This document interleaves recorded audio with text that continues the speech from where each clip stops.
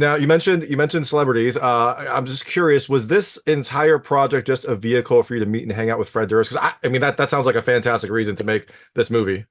Probably not too far off. Yeah. I mean, kind of like all the major beats in the story, like he was in it from kind of the beginning.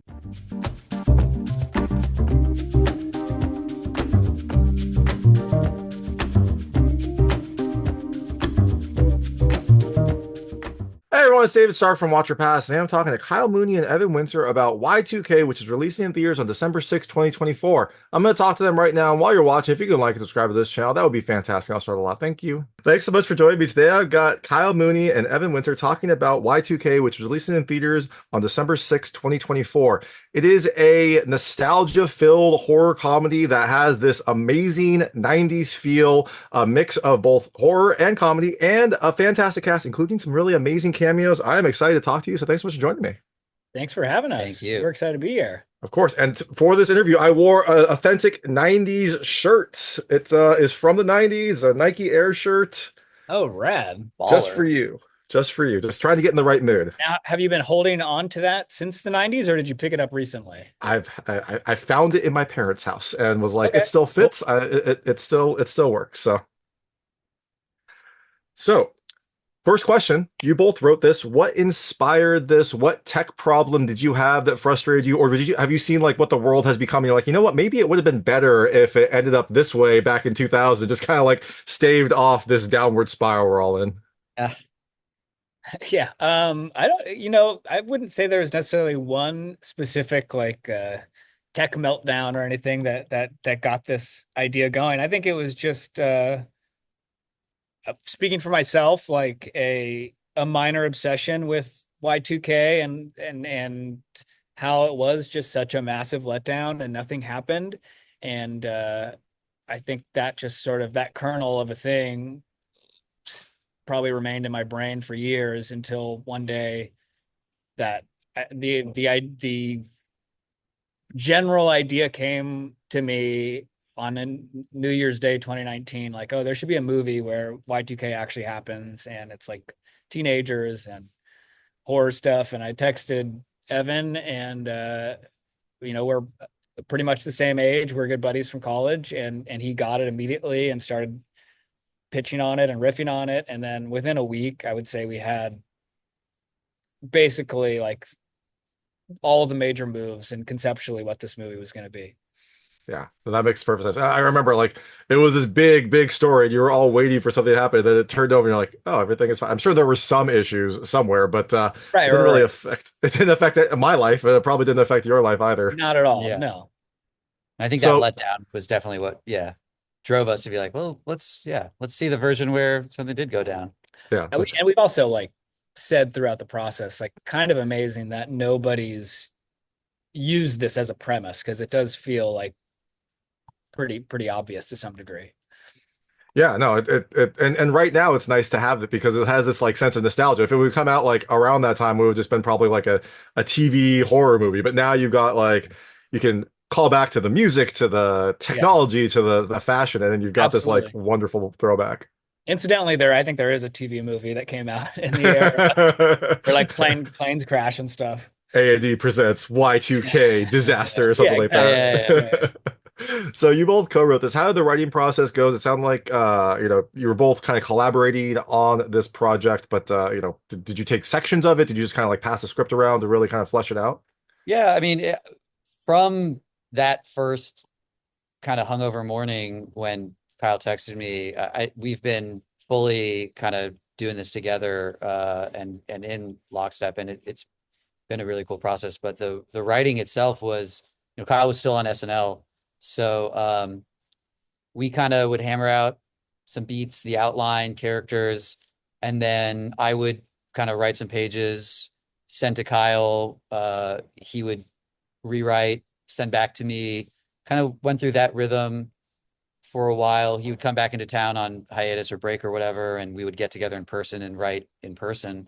And kind of just had that throughout the year. I mean, you were back for the summer, so we had a more extended time to work together in person. But however, whether he was on the other side of the country from me or whether we were in the same room, it was a pretty smooth and fun process where, I could work to my strengths and he could work to his strengths. And it was a really good combo to just kind of whip it into shape pretty Yeah, smoothly. and it is fun to like, again, because we didn't grow up with each other, went to college together, but we know generally the same references, and when you're writing something like this, you get to relive it a little bit. You get to pull from, oh, do you remember this TV show or this celebrity or whatever? So that was a really cool part of it, was just taking a trip down memory lane. Yeah, no, the music, the fashion, all of that was fantastic. I assume that you were, period accurate when you're writing this. You were sending the script back on a zip disk, Yeah, mailing it of back and course. forth with each other, just to Yeah, be proper. yeah, Floppy. we were sending whole computers over. Yeah, Yeah. yeah. Those things are heavy. That is Yeah, expensive shipping. yeah, I know. Well, that's what we had to do.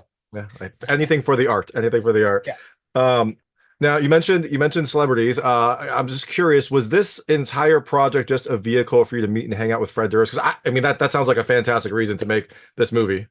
Probably not too far off. Yeah. I mean, he kind of like all the major beats in the story, like he was in it from kind of the beginning. And he was such an integral part of the movie for so long that it really did rest on, being able to go out to him and just hoping that he was interested and that he got it. And really luckily for us, he was down. He fully got it from day one and yeah, he got the like, I'm poking fun of myself. I'm playing a version of myself, a broken man, and then that return to kind of being what do we call him, the biggest badass in music. And Mm-hmm. Yeah, yeah, exactly. And he plays a broken man that then gets to break stuff. So it Yeah, all there it you all go. fits in there. Great. No, I loved his game. I loved how every character called him Fred Durst. Like that was just like a fun, perfect touch. That every time it was Fred Durst, Fred Durst, Yeah, Fred I Durst. feel like that was sort of in the moment. I don't think we maybe had one of those lines scripted, but I yeah, think all of our actors sort of like having fun by throwing that in there, and I like that too.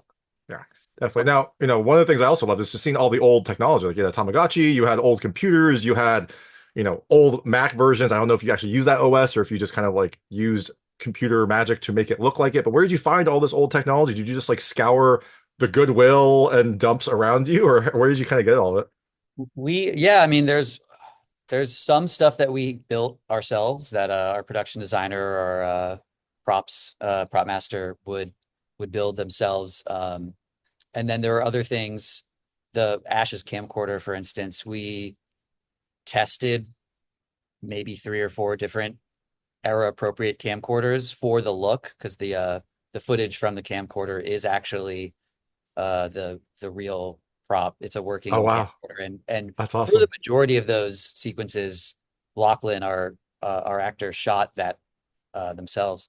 So we decided on the camcorder based on the look of the footage and what felt right to us. And then it was like, let's see if we can find a handful of these on eBay or online somewhere, because there would be like a working version that would also mess up sometimes. And then there'd be a couple other ones, that could be used for more actiony or intense scenes. There's also sort of a challenge to like, you know, certain brands don't want their retro machines on screen killing people. So like we'd have to sort of be general. We couldn't use the exact thing. We'd have to sort of like be generally there so that folks could recognize what it is without being exactly it. I'm glad that Tamagotchi was perfectly fine with you using it to kill people. That's Yeah. that fits appropriately.